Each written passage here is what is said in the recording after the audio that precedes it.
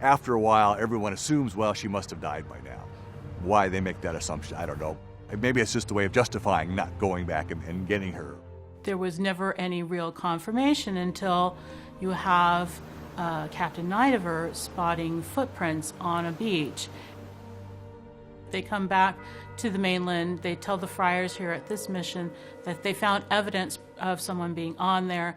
The friars encourage them to go back, and they do go back. In 1853, George Nidever, who was a frontiersman and hunter who came to California, put together a crew and took Carl Dittman and 4 mission Indians to do 2 things: to look for the lone woman and also to sea otter hunt.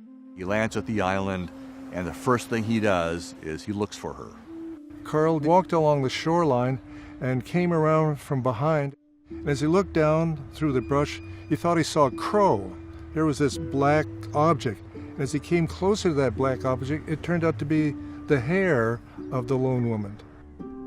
He came very cautiously because he didn't know whether this would be the wild woman of San Nicolas Island or what it would be. So he came down from behind and presented himself, not knowing what to expect. Am I going to have a fight or what? But she smiled at him and went on her work. You'd think it was a daily occurrence that somebody would drop in. According to Carl Dittman, the lone woman had matted hair, apparently sun-bleached, and she was wearing a nearly full-length garment made out of sewn squares of bird skin, cormorant skin.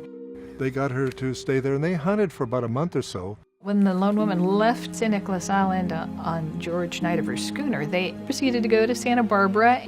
She comes in this whole new world, things she's never seen before. She's all excited. One of the first things she sees is a man on a horse. She's making little hand signals as indicates a horse, a horse. They try to get everybody all excited about seeing this horse, and they're like, well, it's a horse. On the island, the biggest animal on 4 legs she would have seen would have been her dogs. She took up residence in the Nidever home, and of course that caused a real stir. This becomes a really big, sensational news story. And this is another curiosity. Here's this woman, been alone for 18 years. So a lot of people come, and Nidever actually has even offered money for someone to take her and exhibit her as this, curiosity. And he refuses to do that.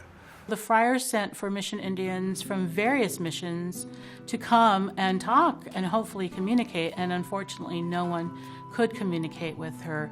Maybe on the way here was excited at some point. I'm going to see my relatives again, going to see my family again.